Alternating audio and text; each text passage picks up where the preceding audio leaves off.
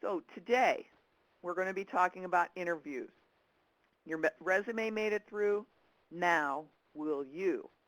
So what we want to do is we want to give you some tips and tricks to help make sure that your interview goes as well as it possibly can.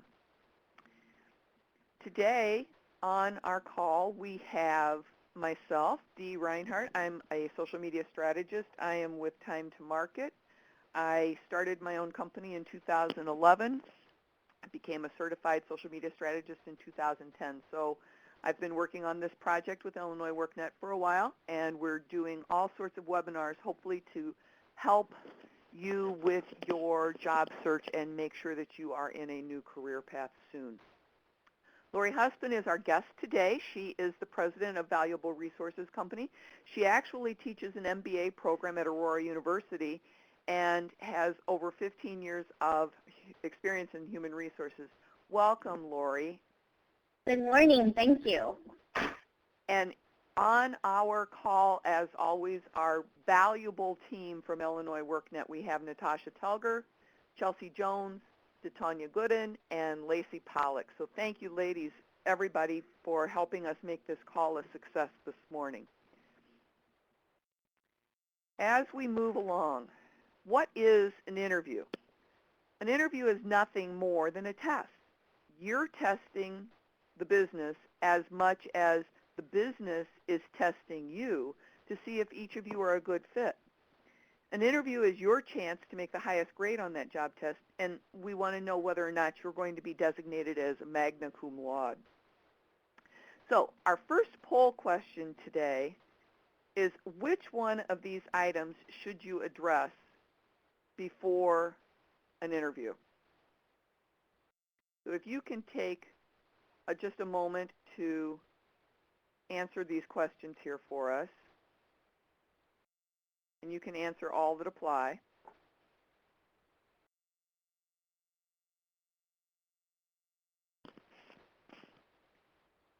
We have appearance, we have punctuality, company research, questions for the interviewer, alert your references, or none of the above. Uh-oh, we had a glitch. We need... All right, so it looks like we have a smart audience. Everybody's picking all of the right answers there, and the one that's very important is the company research. All of it is very important for you. All right, what we're going to do now is talk about some of this. Some of the items that we just had you do a poll question on, we're not going to actually discuss today, but they are critical for you scoring an A on your interview. Appearance, punctuality, do you have a good handshake? What's your preparation like? Do you have enough resumes with you? Have you done your research on the company? And your questions.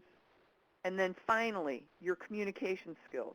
If you have questions about any of these areas, and if time permits at the end, we'll answer some of those questions about these particular items.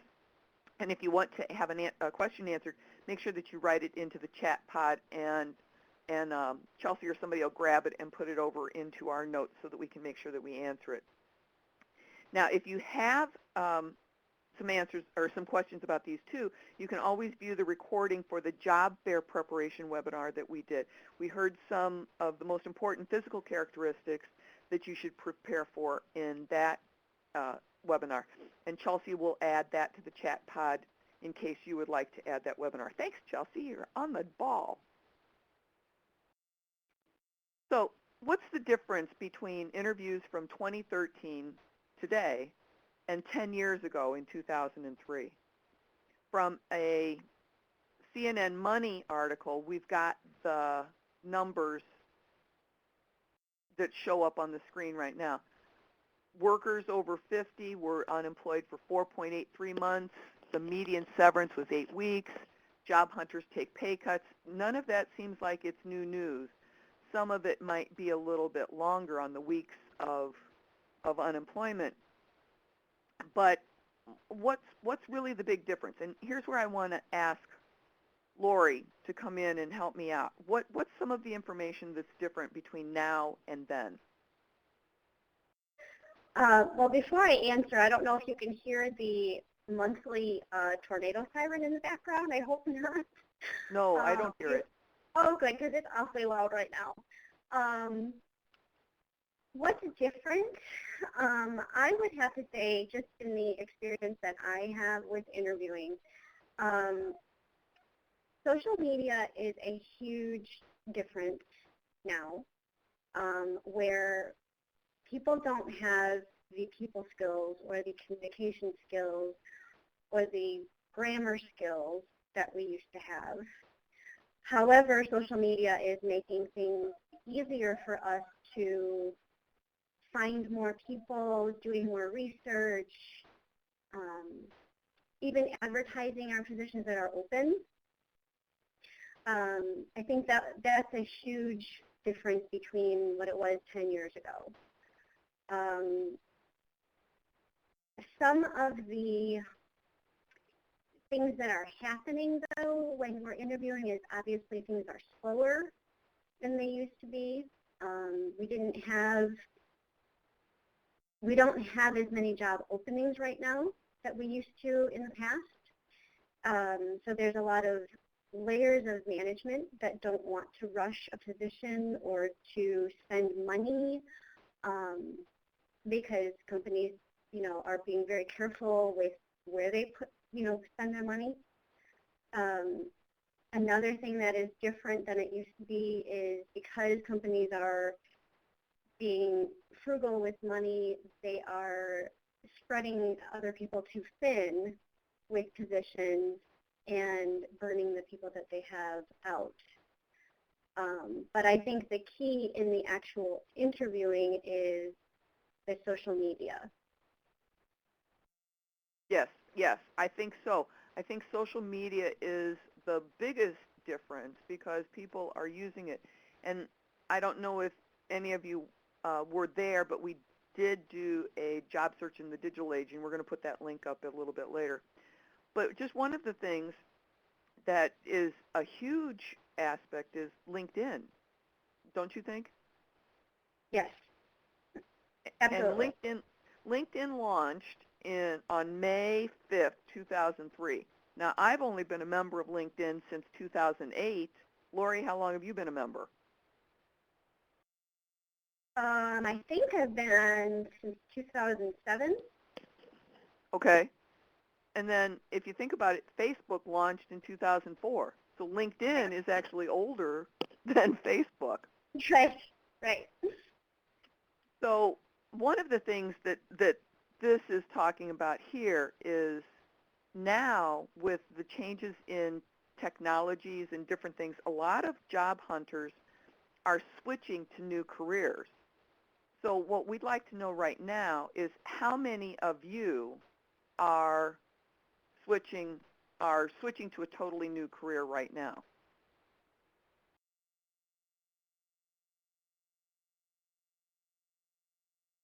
Oh, so quite a few of you are staying in the same field that you were staying in before. So that's interesting. And upgrading your skills just to make sure that they're current are probably one of the things that you might be looking to Illinois WorkNet to help you with. One of the articles that we read during our research was a Ladders article indicated that there was 27% of their clients that were changing to a new career path. And I think we're probably not as high as that on the callers on this webinar. Interviews taking a lot longer, right, Lori, to find the proper candidates, and Yeah. And because social media is being used, a lot of people are not maintaining proper English skills. Correct. And then aren't people looking for what I like to call it as the purple squirrel? The person that has 13 characteristics out of a request for 12. Yeah. They want people to do a lot more. Yes, they want they want people to do a lot more. They're expecting a lot more, but at the same time, they're not giving as much as they used to because they know that the pay, they don't have to pay like they used to. The compensation is much different than it used to be, where we had, we used to have people just switching jobs so that they could make more money, and that is clearly not the case right now. Right, right. Okay. Moving on to our next slide, we have some different types of interviews, and each type of interview has a purpose. Lori, could you explain what those purposes are and a very short example of each one? Sure. Your standard interview. Well, first of all, as we talked about what the interview is we're trying to understand who you are. We've never seen you before. We've probably talked to you over the phone, and until you actually step into the office, you're basically a piece of paper because we have your resume. A standard interview is going to be something that is really trying to walk me through your resume, talking about your experience, getting to know what the qualifications are for the position, things like that. So very, very basic information, basic questions that you're going to have. Your behavioral is going to encompass how you handle situations. So there will be questions like, give me an example of how you've, increased profitability, or how have you, give me an idea of how you handled a difficult situation, or tell me how you've done something for the company. So they're looking for, I'll get into the STAR a little bit more, but they're looking for how you actually go from the situation, how you analyze it, how you address situations, and the results. A panel is where you have probably 3, maybe 4 people that are interviewing you, and it will probably be human resources, maybe a CFO, maybe someone in a different department, and definitely of upper management, middle management, or maybe even a colleague that you could be working with. They actually want to see in that panel how you handle stress. Can you talk to a diverse group of people? How do you communicate, and what is that stress level? The STAR is, again, we're going to go back to kind of encompassing all 3 of what I just mentioned. So your STAR is a situation that you've had, and they're definitely looking for how you handle certain things. So it'll be the situation. So maybe you've, in my role, how do you terminate somebody? So you look at the situation, you look at the actions that you've taken to make the person comfortable, make sure you have your documentation, make sure you have everything in order.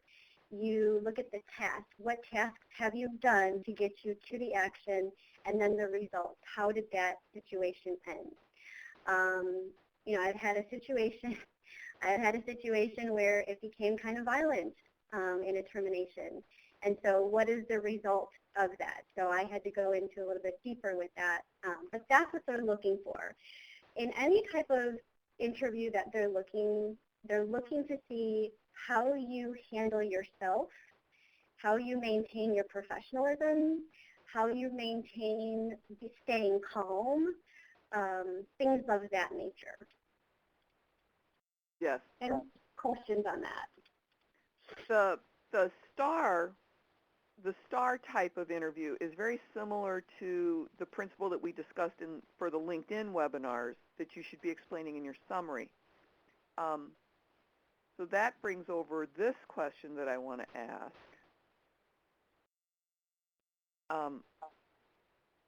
So when we talk about the summary on LinkedIn, we discussed addressing a problem, an action, and a result that expresses money saved or money earned. And so now, just as a side note, if you need to watch that LinkedIn webinar, Chelsea's going to put the link for that in our chat pod.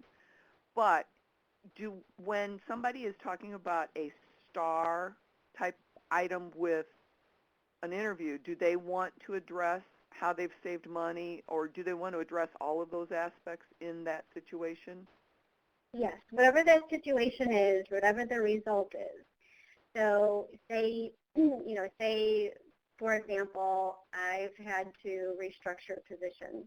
And so if I was interviewing with a company, I would be telling them how I went about it, what was some of the conversations, and then what was the result. So if we had to eliminate certain positions or if we had to just restructure, I did have a situation where I did have to restructure and nobody was laid off. So that was a positive. And then you also want to look at, okay, so maybe you found some inefficiencies through doing this process of a possible restructuring, and how much money did you save the company by making this restructuring more efficient? Good. So yes. Good. Mm-hmm. All right. So moving on, we have different styles of interviews, and this is what we're going to focus on today. And what I would like for you guys to talk about to do right now is to answer this next poll question and let us know what sorts of styles of interviews you've already participated in. And we will be discussing all of these items that are on our bulleted list here today.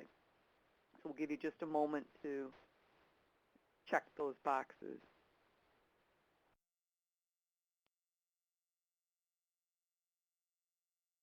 All right, it looks like everybody's had a face-to-face interview. So that's one of the things, Lori, that we're going to have to really help these folks make sure that they know all the right things for. Okay. All right, so we're going to take this poll question away in 3, 2, 1. All right, it's gone. Phone interviews. Phone interviews, let's raise your hand. We just saw the poll question, but everybody that's participating in a phone interview, raise your hand. All right. Looks like quite a few people. So, Lori, what are the reasons why a company uses a phone interview? Well, first of all, one of it is to be more efficient with time. There's a lot of resumes to go through. And so over the phone, we're looking to see, first of all, how you answer the phone, depending upon the position. Especially, say, a receptionist role or someone who, an office manager type role, they want to see how you answer the phone. Are you pleasant? They want to hear your smile over the phone. They want to hear confidence over the phone.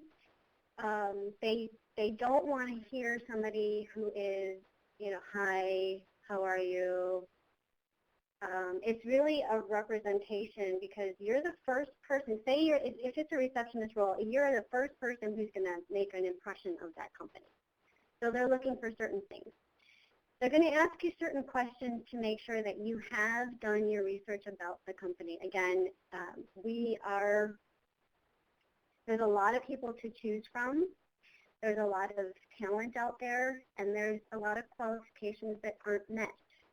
So we're looking to qualify those people who have the best skills that are going to fit the need of the job that we have at hand. So how do people actually screen through a phone interview? What are some of the questions? What are some of the questions, did you say? Well, what would they ask you on a phone interview that they might use as a screening tool? One of the most important ones is, what do you know about the company? And if you say nothing, you can probably guarantee your phone interview is going to be very short after that. For example, if you give me your resume and all of a sudden we're talking and I say, give me some information on your background, but I didn't read your resume, would you be impressed with me? Probably not. Yeah. So make sure you do the research on the company. They are looking for you to ask questions, important questions about the position. What you want to make sure on the phone screen is, especially doing the research on the company, you have to know if you believe in the mission of the company, if you believe in the vision. You want to know for sure if you are going to want to work there. I hate to say this kind of analogy, but it's kind of like dating. You have to make sure that this is the right fit for you. And if it's not the right fit over the phone is one of the best ways to really understand that. Well, does it make a difference now that everybody is kind of eliminating their landlines? Will a cell phone cause you grief in a phone interview? Not usually.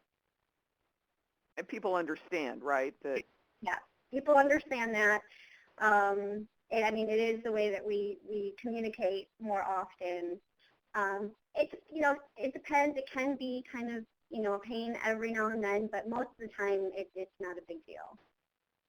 What I would not recommend though, is that, okay, so for example, when I schedule a phone interview with somebody, I have specific instructions of, okay, you have to make sure you know who is calling who.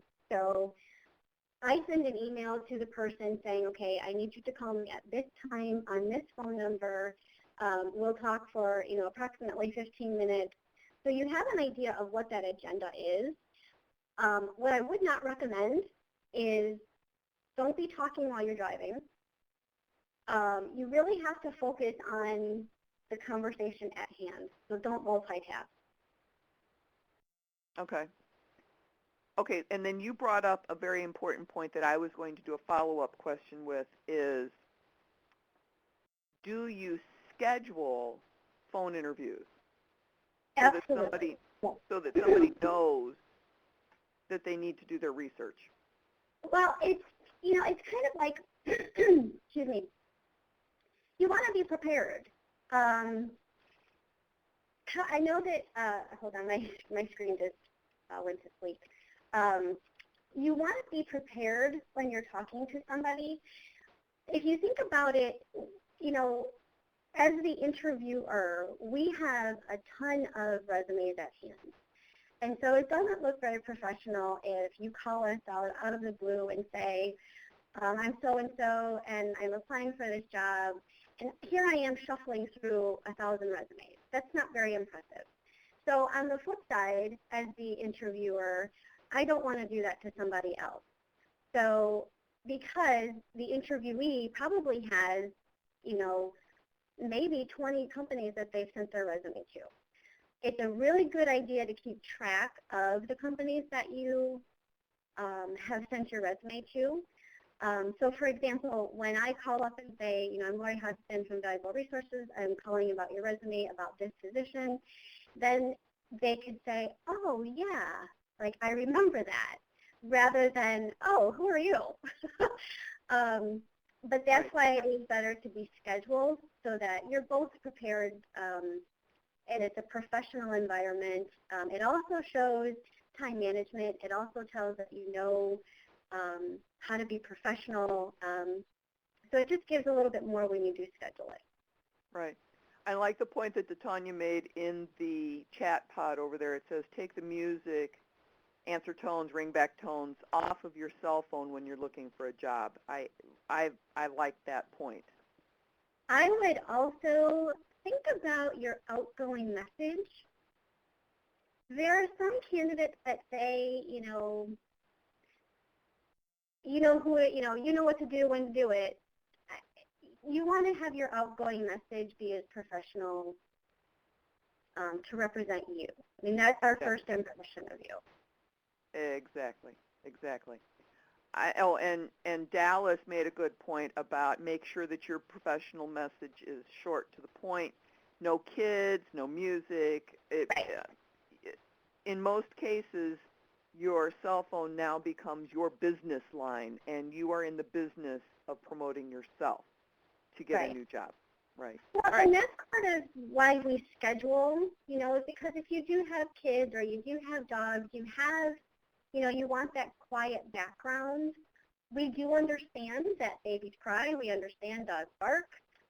But if you are better prepared, and you can even say, I have, like I had today, I had that siren in the back. I didn't know that I was going to be going off today. Right. But just to have something scheduled is easier for people. Yes. Yes. Video interviews. This is something that's kind of new since the last few years. Let's talk about this. This shot is a screenshot that Lori and I were doing with a Google Hangout, and it's another way of Skype, Google Hangouts. I'm sure there's another video call program, but it's just what you can see so that you know what to be prepared for during a new video interview. So, Lori, why would a company opt for a video call, and what recommendations do you have for the interviewees? Basically, plain and simple, a video is going to be more used if it's out of state or you can't physically get into a face-to-face interview. And basically, you want to dress as you would be going to an interview. Maybe not necessarily a suit and tie, but definitely being professional. You definitely want to have, you don't want to have your hair wet like you just got out of the shower. You definitely want to be able to pretend that you are, face-to-face with this person. It is just a little bit different. It is nothing more than actually, if somebody is, like I said, they can't really get on site with you somehow for whatever reason, is more what it's going to be used for. I know, do you remember the movie Up in the Air where Yeah. George Clooney, oh, I just love George Clooney, but he traveled a lot doing HR stuff. Well, now the days of traveling for interviews have really been reduced, and isn't this a good way for somebody to still see somebody face-to-face and get to talk? Yes. Yeah, it's a little bit better. It's a little more personable when you are able to see the person. You have an idea of you can see what their facial expressions are. You can see if it is a little bit more comforting to actually be able to see the person like you're actually in the same room. They do this a lot for cost. They're not flying people out or flying people in as much as they used to. And it's also a time management piece. Yes, very much so. And Dallas made a good point about putting an arrow at the webcam and saying, look here and smile. And of course, you want to make sure that you have a clean background and you want to have good lighting because you don't want to look like the picture of the image with the person with the flashlight under their chin or anything else. I want to jump back to one question from Mills Davidson about if an interviewer calls an interviewee, can an interviewee ask to schedule the phone call if they're not at an opportune moment? Is that wrong? That is absolutely acceptable. I have, for example, I have had somebody who was actually riding their bike and answered the phone, totally out of breath, and I said, "Is this a good time?" "Oh, yeah." I thought, this is probably not appropriate, so why don't we just reschedule when you're done riding your bike? Another thing is if it's not a good time, then don't answer the phone, especially if you're in the process of you don't know who the numbers are, who they're calling. If you're not at an opportune moment, if you're going through the grocery line, just wait. I would rather get your voicemail than have you be riding your bike or something where, yeah, I would definitely rather do that. All right.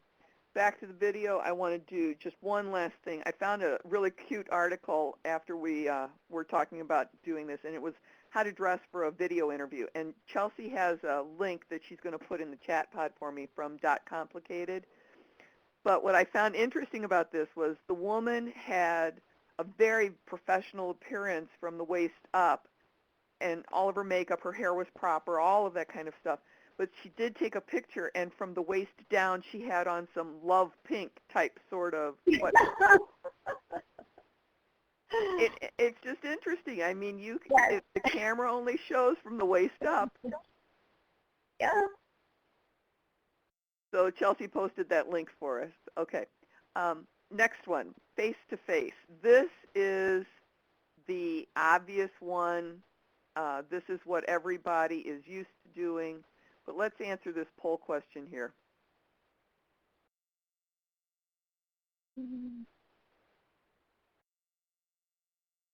Oh,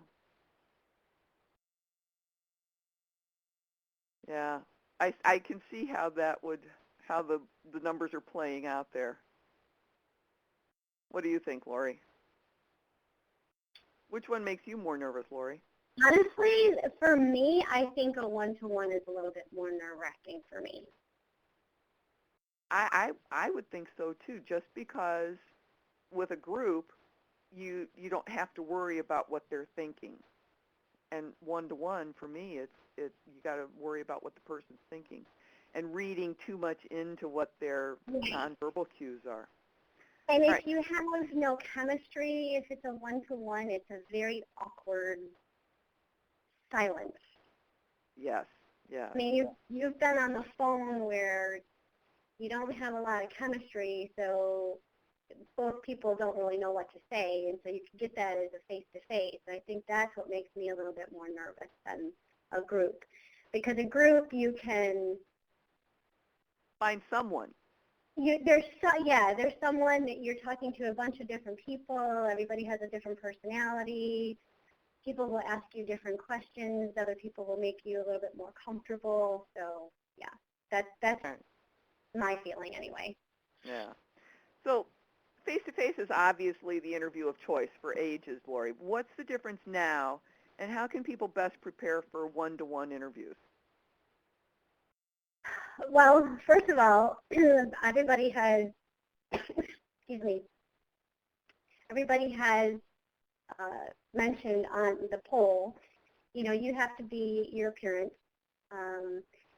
You have to dress that you mean business. You are serious about this position. You've done your homework. You have intelligent questions that you really want to know about the company, the position, where the company is going. You want to make excellent eye contact, a very firm handshake. Your manners are very important, not talking with your hands so much. I know that's difficult for me. But it's very important because the interviewer is really looking at the body language along with what you're saying. Yes. So, and a lot of times we say more with silence than we do with talking. Oh, very good point. Very good point. I had a question as I was talking with some of the group from workNet yesterday about how honest should an interviewee be in an interview. So say, for example, that when someone asks you, where do you see yourself in 5 years? At my age, I'd like to say retired, but do I really say that? I mean, I think the more honest that you are, I think the better. There are certain things where, you don't have to come out and say, but if somebody asks you where you want to be in 5 years, where do you want to be? And what you want to make sure is, let's put it in a little different context. And I'm going to go back to the dating world, because this is how interviewing works. if you have, a significant other or a spouse or whatever, and you say, I want kids someday, and the other person doesn't, is it better to know up front, or when you're 10 years and married and 10 years down the road, and now what do you do? In a Right. job situation, yes, you should be able to tell that person, no, not necessarily when will you be gone so I can have your job, but it's more, it is more where can I grow? How, here is what I would like. Because if you have the same vision and you have the same mission, then that company is going to respect you for being honest and exactly what you want, because we don't want to hire somebody who is going to leave because they're not happy doing what they're doing and they told us all the things we wanted to hear. So if this is a good fit and it's a good position and everything, all the pieces go together, then it's a great opportunity for you to really show them what you can do for the company in the long term. Right. I kind of rambled a little bit. I hope that made sense. Yes.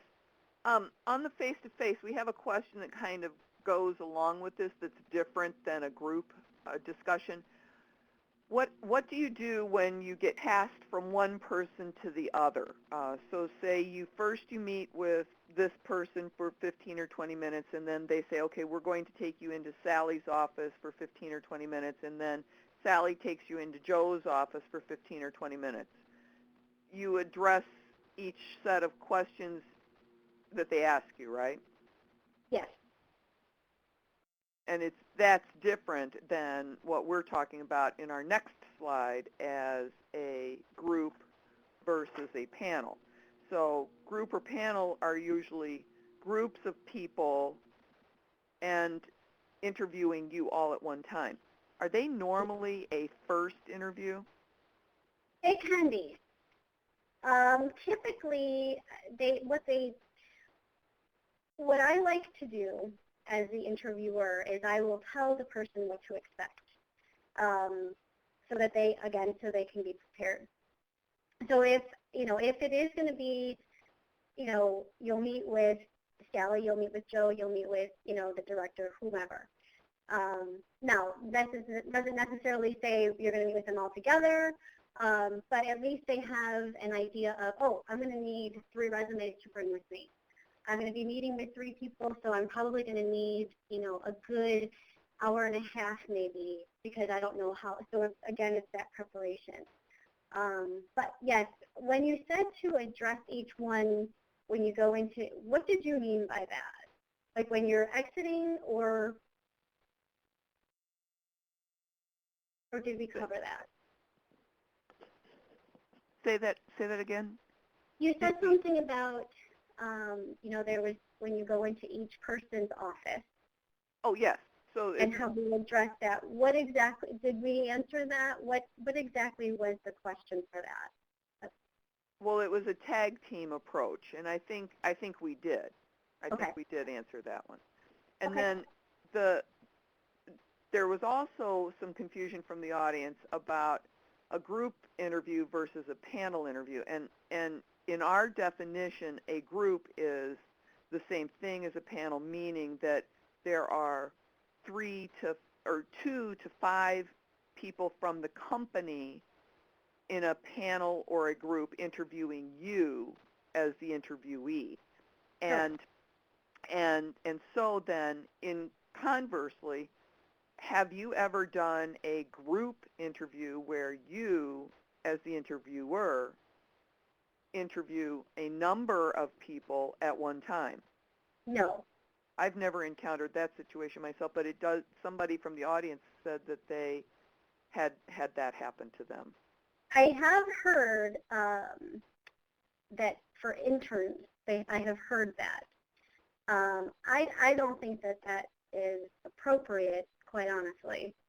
I think that would be very nerve-wracking for the individuals, and I don't think that that's really appropriate. But on the opposite side, when we as the interviewers we're more trying to understand about you, because we want to learn about you.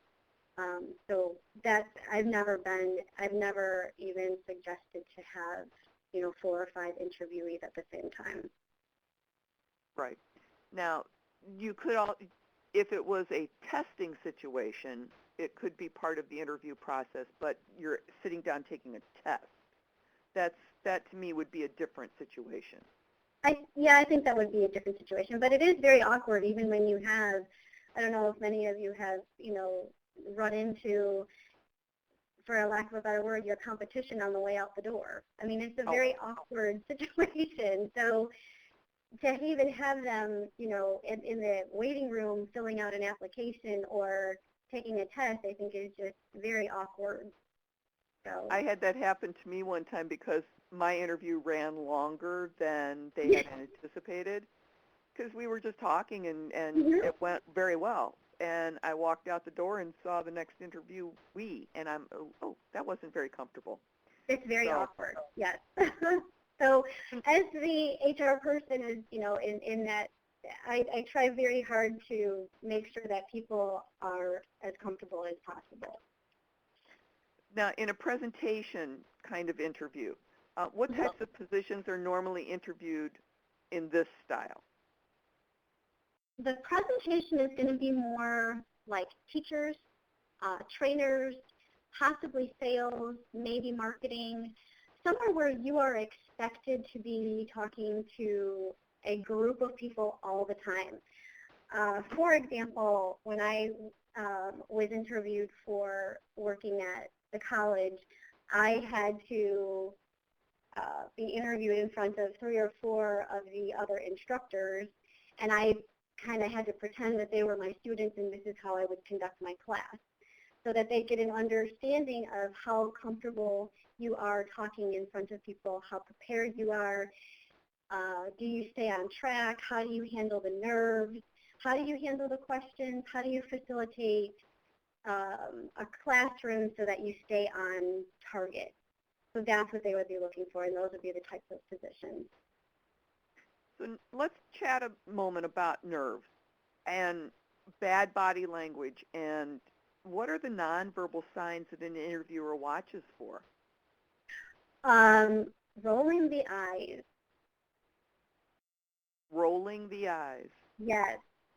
I have interviewed now, and here is the situation exactly what I was talking about before, where you have to make sure that you really do enjoy whatever this company that you are interviewing for. For example, I have a client that has 7-year-olds. It's all children.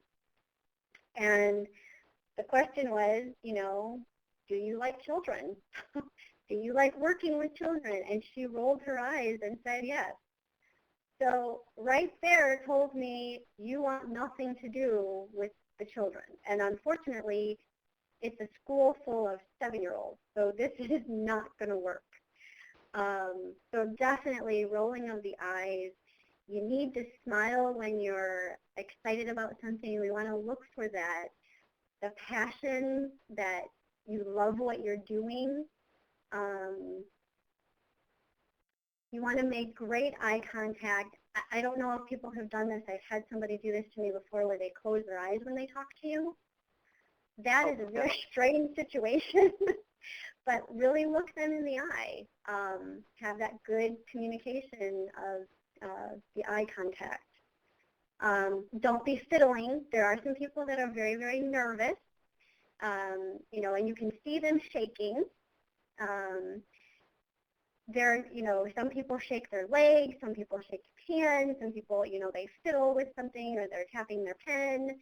Try to stay calm and try to think about it as it's just a conversation. Yes, yes. We have a question from the audience about, is there an appropriate way to ask if there are non-participating observers? And I'm not quite sure. It might be from the video interview potentially, or on a phone interview. Should people tell you if there's somebody else watching? Absolutely. And is it okay to ask? Sure. Okay. All right, and Michael asks, how do I get around the age and convince them I will be there for a while? You know, so like on paper, you can kind of hide how old you are. On a phone interview, you can kind of hide how old you are. But once you start getting face-to-face or video or groups, then it becomes a little bit more of a challenge. And so what can Michael say? That's a tough one because now I'm going to speak for just myself. Because if I look at somebody who is a little bit older or a little bit younger, I'm not really looking at that. I am looking at the qualifications. And I'm looking at your passion. I'm looking if you can do the job. And I know that a lot of people find themselves in this situation. They try to change their resume because they don't want to look as old on paper because, their fear is they're not going to hire me because I'm older. What I would recommend to you is go in with the attitude that I want this job, I'm good at it, and kind of, if you don't like my age, then maybe I'm not the right person, or maybe it's not a company that you want to work for. Because when you look at somebody for a color or a race or a gender or an age, you're not looking at what that person can contribute. And so you might want to just think kind of, it's easier said than done, but really forget about how old you look and focus on what you can do for a company. Does that help? Let's see if Michael can type yes in the chat pod for us. Yes, very helpful. All right. Let's move on to our next slide. And somebody said that really wasn't helpful. Oh. Well, maybe she can write some clarification for us. Okay. Oh, politically correct. Well, and right now in these times, you have to be politically correct in what you're doing when you're hiring people, because otherwise there are fears of being charged with discrimination. Yes. So let's move on to the next answers, or the next slide. The top 10 answers that you all need to be prepared for. Some of these are based on the experience, the position that you're applying for, but in most situations, interviewees need to have some practiced and or gathered examples for some of these basic questions. Many of these focus on things that you have done for a company, and just as we mentioned in the elevator speech webinar, and Chelsea's going to add that link to the chat pod for us, you want to share for the interviewer what's in it for them. What's at the end, the whole thing will actually ultimately result in what's in it for you, but you want to sell to them what's in it for them if they're going to interview you. So, Lori, let's talk about these questions. What is an interviewer looking for when they ask these particular questions? Well, the first question is, tell me about yourself, is more of an icebreaker. What we're not looking for is, don't tell me about your childhood favorite ice cream. We're looking for a professional profile, a synopsis of, what you've done, kind of like if you took a summary of, like your bio. That's what we're looking for. Something kind of brief, but tells us where you've moved along. I started in HR, I've taught in HR, I wrote a book in HR, kind of just highlighting what you've done. So you don't want to talk about every single thing that you've gone through. I worked in retail when I was, 15 years old. Nah, what have you done within the last 10 years? If that answers the first question about tell me about yourself. Mm-hmm. Your strengths are always going to be what is your expertise? Everybody has an expertise in something. What is that expertise, and where can we utilize you? Where can we utilize that talent? Improvements are always going to be about how did you make the company more efficient? How did you make, maybe you had to change a culture. How did you do that? How did it improve? How did you improve customer service? Did it improve profitability? Always looking for what have you done to either make the company money, save the company money, run more efficiently, things of that nature.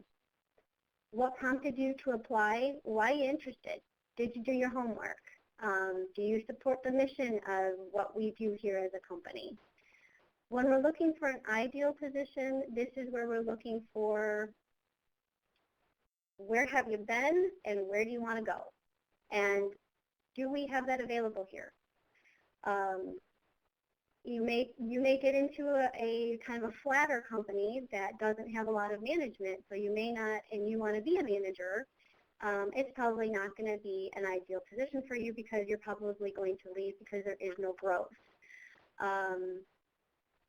Explain how you see the position. This is a really good question for us to ask you because we know what we're expecting because we've created the job description, we know the culture, we know what we're looking for. But what we don't know is, are we communicating that exactly the way that we see it to you? So we want you to give us your feedback, basically, on how you see the position, how you've handled difficult situations. Again, we've talked a little bit about this. Give us a really good example of a situation that, you know, was difficult and what you did to show your leadership, your management skills. You know, how did you do that and what was the result? Your style of leadership, that's a good question.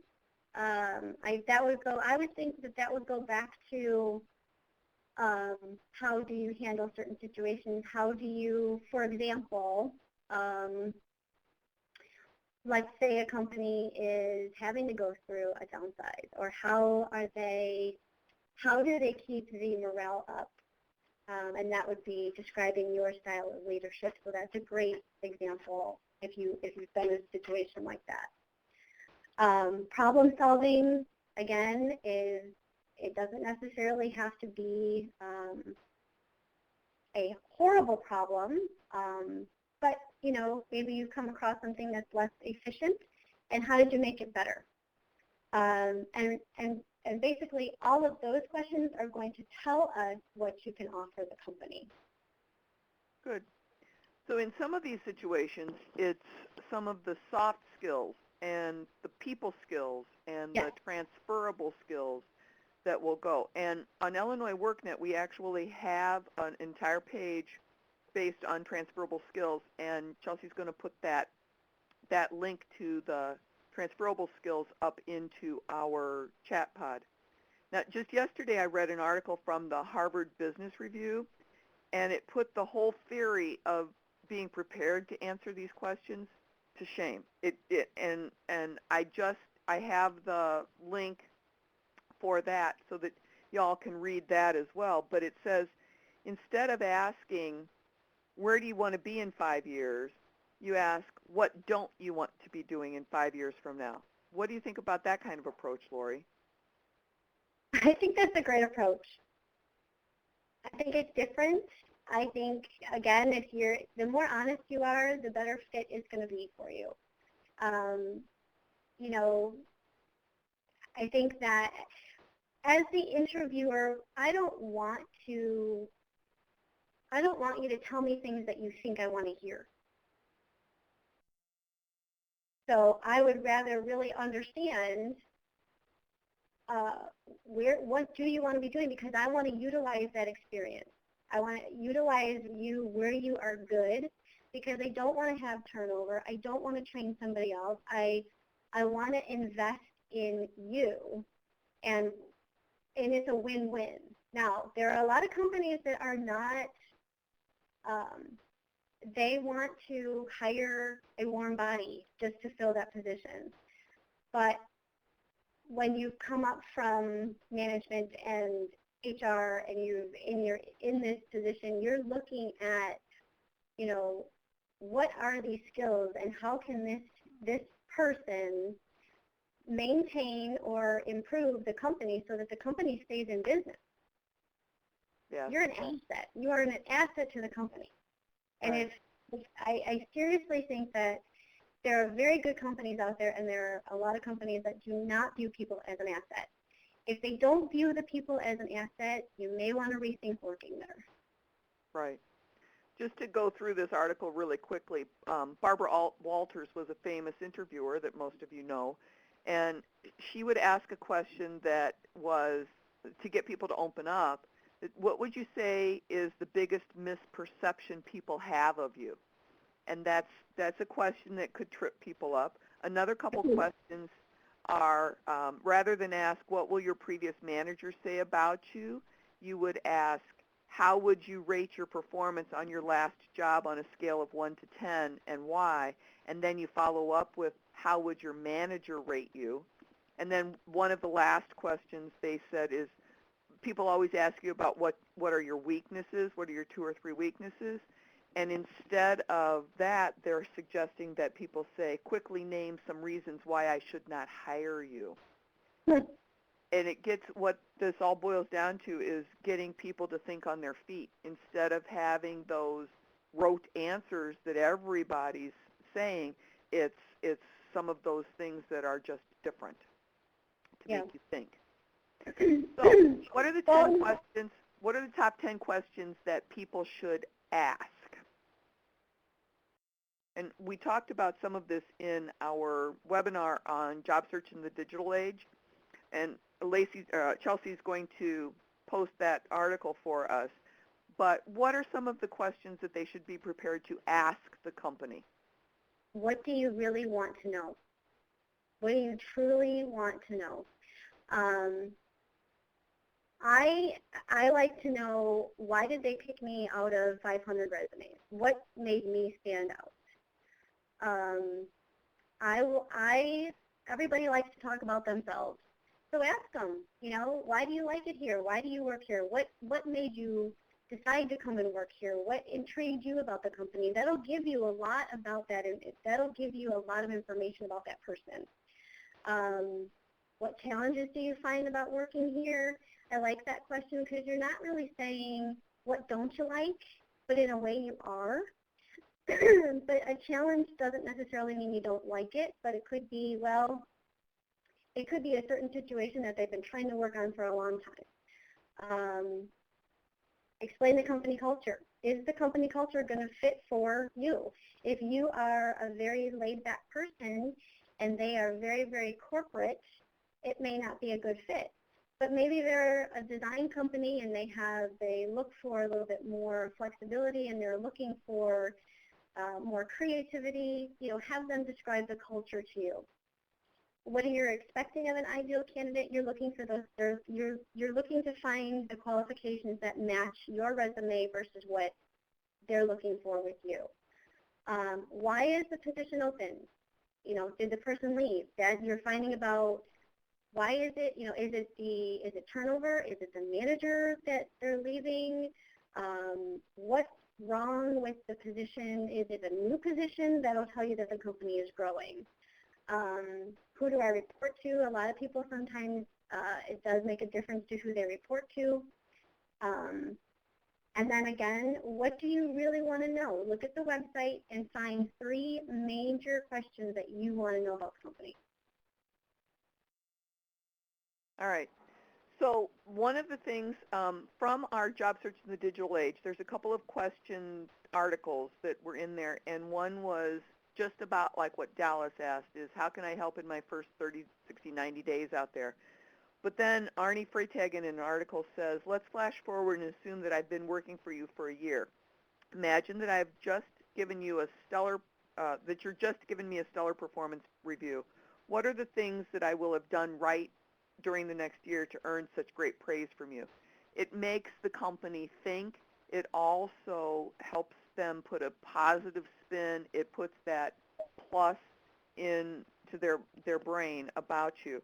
And then there's some other follow-up questions from the Brazen careerist that I know that this company prides itself on X and Y, so what would you say is the most important aspect of your culture? Just like Lori said, ask them to explain the culture. Why do they like working here? But now, what are the questions that you don't even want to think about asking? And so that the person doesn't say, no, you didn't just ask that, did you? So let's type in some questions in the chat pod that you want to have Lori say if they're good or bad questions.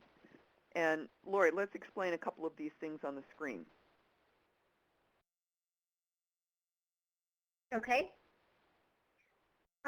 You don't want to,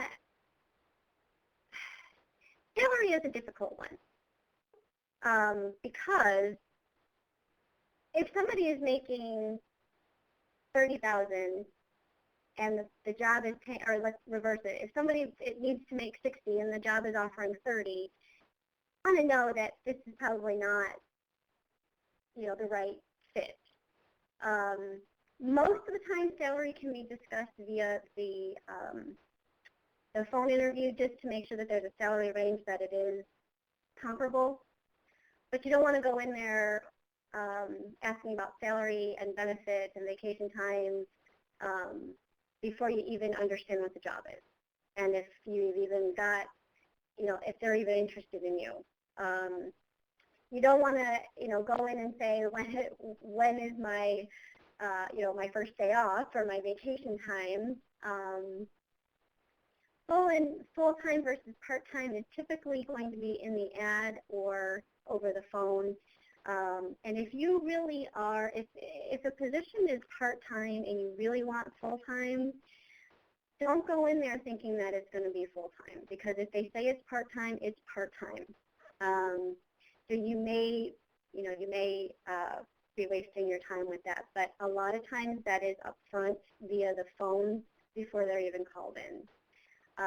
Flexible hours, we want to make sure that you're a good fit here before we talk about this stuff. We want to get to know who you are first. Right, right. So now, going back to salary, I think the interviewee should always be prepared to answer any questions, but they should not be the first one to bring up salary. And so, yeah, it's a rule of thumb. It's a rule of thumb. You should have, what you want to go into a position saying, okay, this is the lowest that I can take. This is what I would ideally like to make. So that you are prepared at, what are your finances? You should know. You should know what you can take as an offer, and you need to know what a deal breaker is for yourself. And we actually have on Illinois WorkNet, we have some information that will give the interviewees a way to check on what salary ranges are for the different corridors, like the Chicago, Joliet, Naperville corridor, or the Springfield corridor, or the Peoria corridor. So there's that information available. And we also have a worksheet on negotiation practices and a monthly expense worksheet that Chelsea's going to post the link for me. And that helps people understand what they need to make and what the ranges are for the positions that they're applying for. So that helps them have a little bit of flexibility in their numbers of when they go into an interview and somebody says, well, what would your salary, what do you think your salary range would be? And then that way, if you give them a range, it shows them that you know what's going on in your position, as well as it might help them say, oh, I didn't realize that's what the range was for this area. So, right. But in basic terms, you should not say, or should you ask, do you love me yet questions like, how did I do on this interview? Or process questions. Is it okay to ask what happens next? Absolutely. And you don't want to ask what's in it for me questions. You always want to make sure that you're portraying what's in it for them all the time. All right. I want to make sure that we have time to get to the questions that we have left, and we still have a couple of slides. So we want to talk about exiting gracefully. So what's the next thing that we do here as we're done with the interview? Okay, as you're done, just like the slide says, you're exiting out most of the time somebody will, either it's HR will come back and get you, or the manager will escort you out. But proper etiquette, you want to make sure before you leave that, is there anything that maybe I didn't clarify? There you are kind of recapping anything. Maybe somebody wrote, something, they had a question mark that they forgot to ask you. Ask if there's anything you can clarify. Maybe they misheard you say something. So you want to make sure that you leave with everything being clarified. Ask for a business card. Obviously, that is for sending a thank you for their time. You may ask, what's the next step? When can I expect to hear from you? What is the next process or next step in the process? Absolutely, you can definitely ask them that. Thank them for their time, and again, firm handshake and escort, and that's it. All right. All right, so to wrap up the formal part of the presentation, we want to talk about what the key takeaways are. And we have a test. You are testing the company as much as the company is testing you. And the biggest thing is the fit. Whether the company has a proper fit and you would be a good fit for the company. So you would need to research the leadership, you would need to research their missions, their products, what is the growth potential. All of those things need to be addressed in your consideration of whether or not you would work for that particular company. And we have a LinkedIn group. We have a Illinois Virtual Job Club Network. Chelsea's going to post that link for us in the chat pod. And if you haven't already participated in our group, we suggest that you submit your request to join the group and then participate in the discussions once you are a part of the group. We're going to have a webinar up in the near future about what to do after the interview with the follow-ups and the thank yous and all of those sorts of things. So we're not going to address those questions today, but I would like to take a few moments very briefly to talk about the questions that we did have. Lori, have you ever hired anybody from LinkedIn? Yes, I have. Okay. And what do you say if you've been fired and don't want to talk about the position? That's a difficult one. I just read that, actually. You might want to focus on that it was time to move on. You definitely do not want to bash the company, or you don't want to divulge into what happened. But if you're comfortable being honest with it, you can be. But you definitely want to give it a positive spin, even though it's not the most positive thing in the world, if that's helpful. There's really not a script that you could say, but you want to focus on the good things about the company, why maybe it was just time to leave. And you could just say, maybe it was just not a good fit. It was just time for me to move on. I wanted something a little bit different. All right. And we have a question about resumes.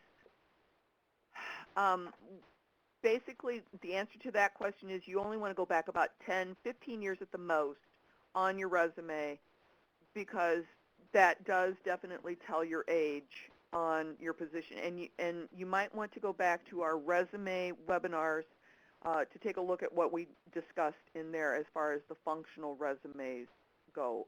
Laura, you asked that question. And then moving on to a question from Susan Root. Do employers look at older applicants as higher cost in terms of salary and benefits? Some companies may, but again, obviously we have to be very careful about discrimination in those types of situations, but it's more really when we're interviewing, at least for myself, I can't talk about what other people are looking for, but for myself, I'm really looking at what you can offer and the qualifications. Yes, if somebody has more experience, I'm going to have to pay them for that expertise, and the company knows that. So it's not necessarily about the age, it's more about the experience that they have to pay for, because you're not going to get somebody who has 15 years experience to work for $10 an hour. Right. Very true. One thing that we have on here from even Craig is about addressing weaknesses. And for example, one of my weaknesses could be a strength. And Mm-hmm. so that's kind of how I address that with the audience. So how else can somebody address those things? Especially if you've been working on your weaknesses, Mm-hmm. is that something to point out as well?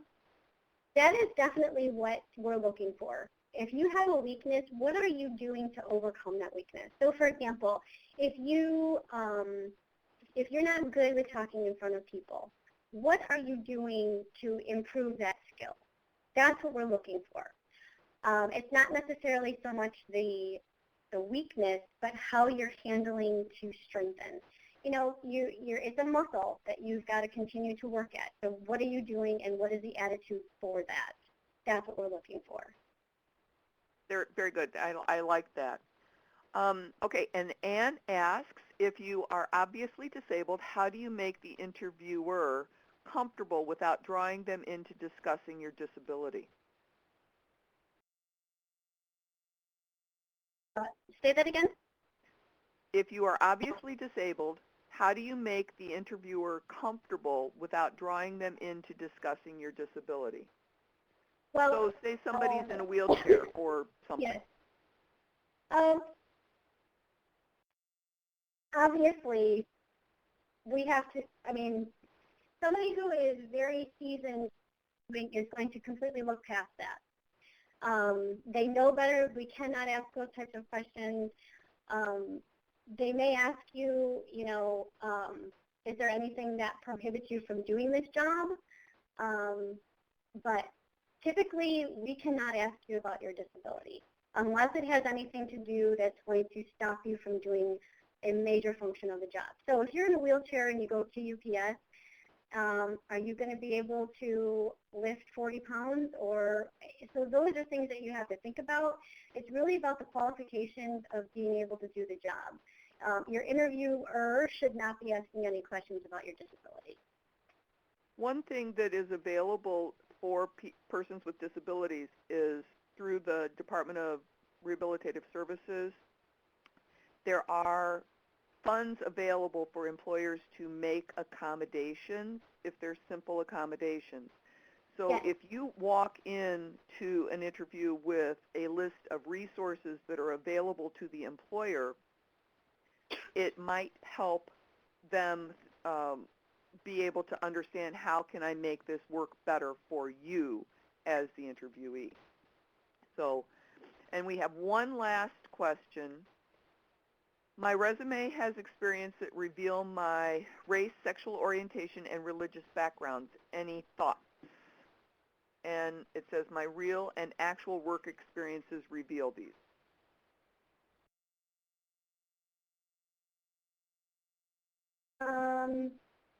Depends on the job that you're going to get.